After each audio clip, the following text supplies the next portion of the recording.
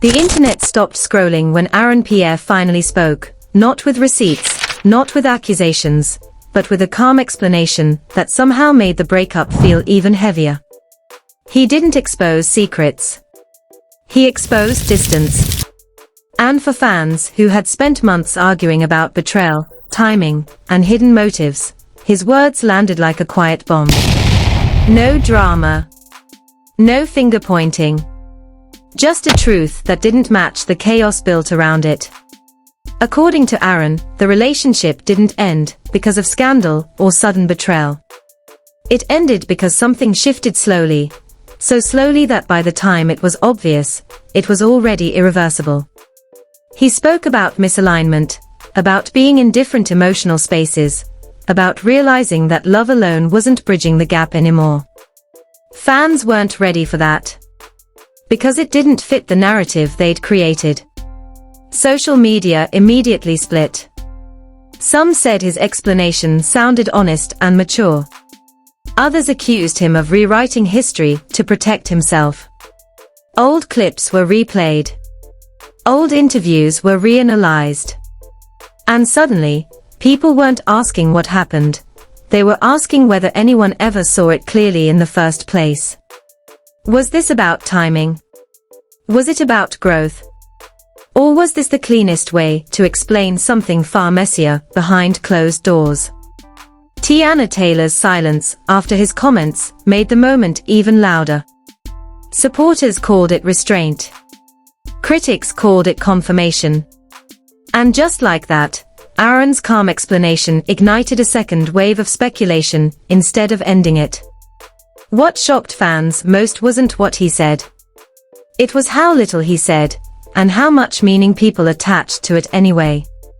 Because when someone finally speaks without drama, the internet doesn't always hear peace. Sometimes it hears control. And once that question enters the chat, the story stops being about a breakup and starts being about who gets to define the truth. The shift didn't happen with a dramatic confession or a tearful breakdown.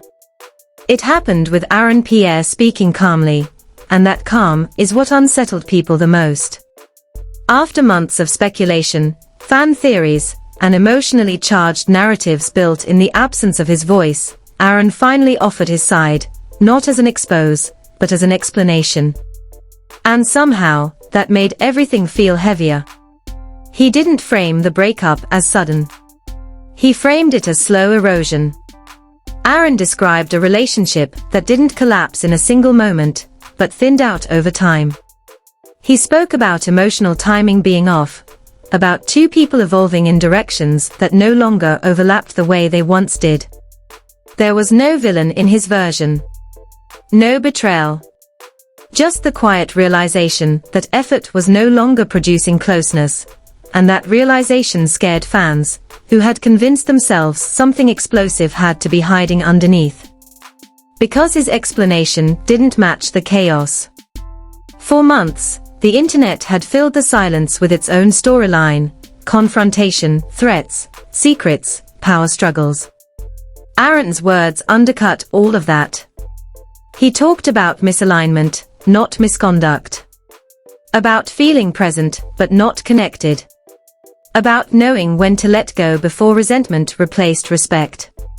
And in a culture trained to expect drama, restraint sounded suspicious. Fans immediately began parsing his language. Why did he say, "We were in different emotional spaces," instead of "we grew apart"? Why emphasize timing instead of circumstance? Why stress that there was no single breaking point? Each phrase was slowed down, quoted, reinterpreted. The absence of scandal didn't quiet the conversation, it redirected it. Because now the question wasn't what happened. It was who benefits from this version of events. Supporters praised Aaron for maturity. They argued that not every breakup needs a villain, and that explaining things calmly is healthier than airing grievances. They said his refusal to drag Teyana's name into speculation showed respect. To them, this sounded like a man setting boundaries, not rewriting history.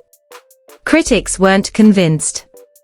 They accused him of over-sanitizing the story, of using therapy language to smooth over pain, of offering a version that protected him while leaving unanswered questions hanging in the air. They pointed out that calm explanations often arrive after public narrative spiral, not before, and asked whether this was damage control rather than honesty. Old moments resurfaced instantly. Fans replayed interviews where Aaron spoke about focus, discipline, and protecting his inner life. Once admired, those qualities were now re-examined through a harsher lens. Was his privacy actually emotional distance? Was his restraint actually withdrawal? The same traits now supported opposing conclusions depending on who was watching. Teyana Taylor's silence after Aaron's explanation poured fuel on both sides. Supporters saw it as grace, choosing not to escalate or contradict publicly. Critics saw it as pressure, being boxed into silence by a narrative that sounded reasonable enough to be believed, but incomplete enough to be frustrating. As always, the same silence meant two different things. What made this phase especially tense was how plausible Aaron's explanation sounded. There were no wild claims to debunk. No contradictions to point out. Just a familiar truth many people recognize from their own lives. Sometimes love doesn't end in a fight. Sometimes it ends in exhaustion. That familiarity made the explanation harder to challenge, and harder to accept for fans, who wanted clarity that felt fair to both sides. The internet began splitting along emotional lines. Those who valued closure embraced Aaron's calm. Those who valued validation questioned it. And both groups believed they were protecting Teyana in different ways. Commentary creators leaned into the ambiguity. Videos titled, "He Finally Spoke" racked up views, even though what he said revealed very little new information. Clips were framed as revelations simply because they existed. The mere act of Aaron speaking became the story, not the content of what he said. That's when the conversation shifted again, from explanation to control of narrative. Who gets to define the end of a relationship? The one who speaks first? The one who speaks calmly? Or the one who stays silent while the story moves without them? Aaron's explanation didn't accuse, but it set the tone. It reframed the breakup as mutual misalignment rather than emotional fallout. And once that framing enters public consciousness, it's difficult to dislodge, especially when the other person doesn't immediately counter it. Fans began debating whether calmness should be trusted by default. Some argued that emotional neutrality is a privilege, easier for the person less affected. Others said projecting hidden motives onto someone who speaks carefully is unfair. The debate wasn't about facts anymore. It was about whose emotional experience gets believed when stories don't match. What made this moment linger was that nothing felt finished. Aaron's words explained the ending without explaining the pain. They closed a door without acknowledging what was lost. And while that may have been intentional, an attempt to move forward respectfully, it left a vacuum the internet rushed to fill. Because when a breakup involves two people the public feels connected to, neutrality feels unsatisfying. People want accountability. They want symmetry. They want someone to say, yes, this hurt you. Aaron didn't do that publicly.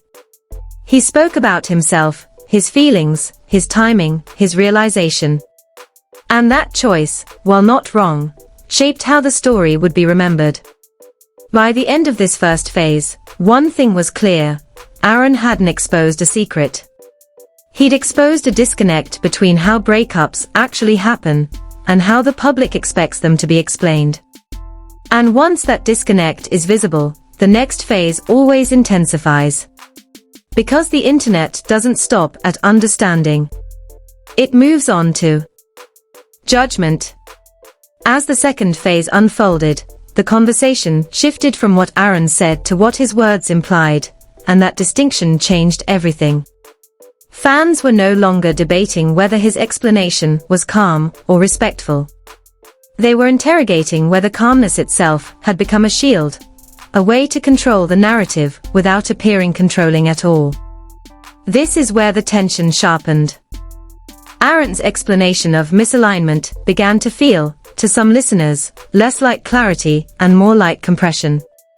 He described emotional distance, but not its cause.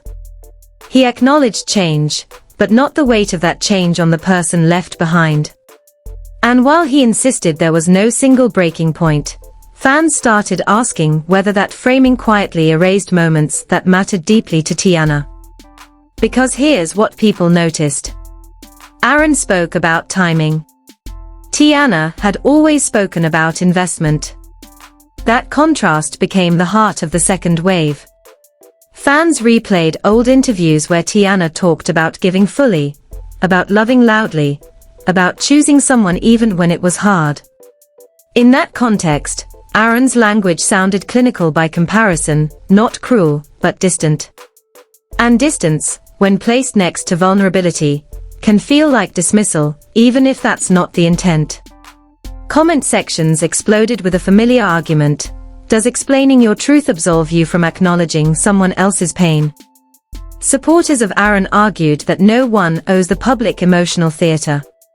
That speaking calmly doesn't mean speaking dishonestly. They emphasized that breakups don't require mutual suffering to be valid. According to them, Aaron's refusal to dramatize was proof of emotional maturity. But critics pushed back hard. They argued that maturity without empathy can sound cold. That explaining why you left without acknowledging how it affected the other person creates an imbalance, especially when the other person remains silent. To them, Aaron's version felt complete only because it wasn't being challenged. That's when the narrative began to pivot from truth to power. Who has the power to define an ending? Aaron had the microphone in that moment. He spoke once, clearly, and then stepped back. Teyana did not respond. And in the absence of a competing narrative, Aaron's framing began to solidify as the default, not because it was proven, but because it was available. Fans noticed how quickly headlines followed his tone. Words like amicable, mutual, and grown appeared almost immediately. The breakup was being recategorized in real time. And for viewers who believed Teyana had been deeply affected, that recategorization felt premature, even unfair. Old moments resurfaced again, but this time with a different purpose. Instead of looking for scandal, fans looked for imbalance. They replayed scenes where Teyana appeared emotionally open while Aaron appeared reserved. They questioned whether those differences had been romanticized early on and then rebranded as incompatibility later. The idea that emotional labor had been uneven gained traction, not as accusation, but as interpretation. Mental health commentators entered the discussion cautiously. They pointed out that two people can experience the same relationship very differently. That one person may feel relief when something ends, while the other feels loss. And that both experiences can be valid without canceling each other out. But they also noted that public explanations tend to privilege the voice that speaks first, especially when that voice sounds composed. That observation stuck. Because Aaron's composure became a focal point. Some fans began asking whether calm explanations are trusted more simply because they are easier to digest. Whether emotion is still unfairly associated with instability, while restraint is rewarded with credibility. In that sense, the debate wasn't just about the breakup, it was about whose emotional expression is believed. Teyana's silence grew heavier during this phase. Supporters saw it as self-protection. Critics saw it as resignation. Others wondered whether responding would only validate a narrative that already felt stacked. The truth, as always, remained unknowable. But the longer the silence lasted, the more people projected meaning onto it. What complicated things further was Aaron's insistence that there was no drama. For some fans, that reassurance felt comforting. For others, it felt dismissive, as if calling something not dramatic minimized the emotional fallout it may have caused. The word drama itself became loaded, implying excess rather than pain. And that implication didn't sit well with viewers who had followed Teyana's emotional openness for years. By now, the conversation had fractured into layers. One layer debated Aaron's intent. Another debated Teyana's experience. A third debated the public's right to either. And all three operated without new information. The algorithm favored the debate itself. Videos analyzing Aaron's tone outperformed those discussing context. Headlines asking, "Was he honest?" did better than those asking, "How did this affect her?" The story rewarded judgment more than empathy, and that reward structure shaped how people engaged. As this phase peaked, a quieter realization began to emerge. Maybe Aaron's explanation wasn't wrong. Maybe it just wasn't complete. And maybe completeness isn't something one person can provide alone. Fans began acknowledging that two truths could exist at once. Aaron could have felt misaligned, and Teyana could have felt blindsided. One doesn't cancel the other. But public narratives rarely make room for dual truths. They prefer a clean version that can be summarized and shared. By the end of this second phase, the question had evolved again. It was no longer, why did they break up? It was, why does this version feel final when only one person has spoken? That question lingered, unresolved, setting the stage for the final phase, where the focus wouldn't be on what Aaron revealed, but on what the entire situation revealed about how we consume breakups, silence, and emotional authority in public relationships. Because once the story shifts from events to power, the ending is never simple. By the time the third phase settled in, the conversation had moved past Aaron Pierre entirely and landed somewhere far more unsettling. How easily silence becomes a verdict. What started as a measured explanation had now reshaped public memory, not because it was proven, but because it stood alone. And when only one version of a story is circulating long enough, it stops sounding like perspective and starts sounding like truth. This is where the weight of the moment truly set in. Aaron hadn't attacked. He hadn't accused. He hadn't exposed scandal. But his calm, contained explanation had quietly done something powerful. It defined the ending. Not aggressively. Not maliciously. Just efficiently. And in a culture that equates composure with credibility, that efficiency mattered. Fans began to notice how language had shifted. The breakup was no longer discussed as painful. It was discussed as mature. No longer emotional. Now understandable. No longer unresolved. Now clear. And that shift didn't come from new facts. It came from repetition. Teyana Taylor's continued silence during this phase became the most talked about element of the story, not because she said anything, but because she didn't. Her absence from the conversation created a vacuum the internet eagerly filled. Some fans insisted she was taking the high road. Others believed she was being overshadowed by a version of events that didn't reflect her experience. Both interpretations coexisted, and neither could be confirmed. What made this phase so emotionally charged was how familiar it felt to so many people. Viewers began projecting their own experiences onto the situation, moments when someone else told a story that sounded reasonable, while their own pain went unspoken. Moments when calm explanations erased emotional impact. Moments when silence was mistaken for agreement. That's when the conversation broadened. It stopped being about Aaron and Teyana as individuals and started being about who gets believed when relationships end quietly. About how often emotional restraint is treated as objectivity, while emotional expression is treated as instability. About how narratives solidify not because they are fair, but because they are easy to accept. Mental health professionals weighed in again, this time more pointedly. They noted that closure isn't a single statement, it's a process. And when only one person participates publicly in that process, the public often mistakes partial closure for full resolution. That mistake, they warned, can leave the other person's experience invisible, even if it's valid. That invisibility became the unspoken tension of this phase. Fans who supported Teyana expressed frustration that her history of emotional openness now worked against her. They argued that because she had previously shared so much, her silence now was interpreted as concession rather than boundary. Meanwhile, Aaron's privacy, once questioned, now read as authority, because he chose when and how to speak. The contrast wasn't fair, but it was real. As days passed, the story lost its urgency, but gained permanence. It stopped trending and started settling into collective understanding. References to the breakup became shorthand. They just grew apart.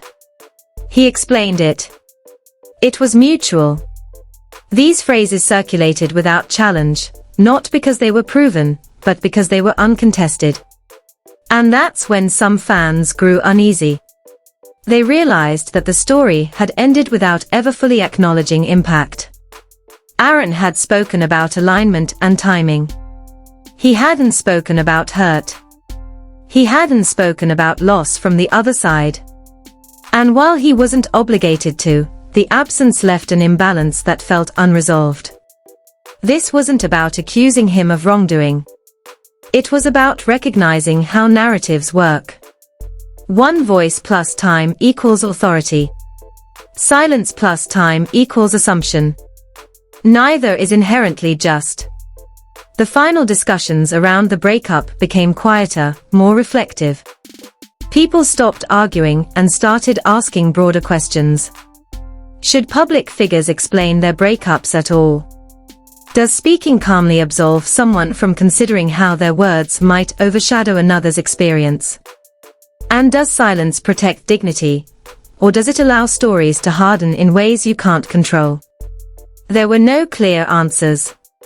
What lingered was discomfort, not scandal-driven, but introspective. The kind that forces people to examine how they consume other people's pain. How easily audiences demand neat explanations for messy emotional realities. How often the person who speaks first, and sounds the most composed, gets to write the ending. In the end, Pierre didn't expose a secret. He exposed a truth many people don't want to admit. That endings are rarely shared equally, and public narratives almost never capture private realities. His explanation may have been honest, but honesty isn't always comprehensive. And comprehensiveness matters when two lives were intertwined. Teyana Taylor's silence, whether strategic, protective, or simply human, became a reminder that not all truths are meant for public consumption, and that withholding doesn't mean conceding. Sometimes it means surviving the story without becoming part of the spectacle. This chapter didn't end with reconciliation or rebuttal. It ended with a question that still hangs in the air. When one person defines the end calmly and the other chooses quiet, who actually gets closure, and who is left carrying it alone? And perhaps the most uncomfortable truth of all is this: the internet doesn't wait for both sides. It chooses the version that feels easiest to understand and calls it complete. Whether it ever was, remains unknown. Before you scroll, pause, because this story wasn't really about a breakup. It was about who gets to tell the ending and how. Quickly calm explanations become permanent truths when no one else speaks. If this made you think differently about how we judge public relationships, hit that like button now. It tells the algorithm that conversations about nuance, silence, and emotional power deserve just as much attention as loud drama. Drop a comment and be honest. Do you think staying quiet protects your peace? Or does it allow others to define your story for you? Have you ever watched someone else explain an ending you lived through, and felt erased by how reasonable it sounded? This comment section is where those experiences finally get named. And subscribe. Seriously. Because stories like this don't stop when the headlines fade. Narratives resurface. Perspectives shift. And when more context eventually comes out, from either side, you don't want to catch it through clipped videos or reaction takes that miss the point. Stay here. Stay thoughtful. And remember, silence is not agreement, calm is not completeness, and not every truth fits neatly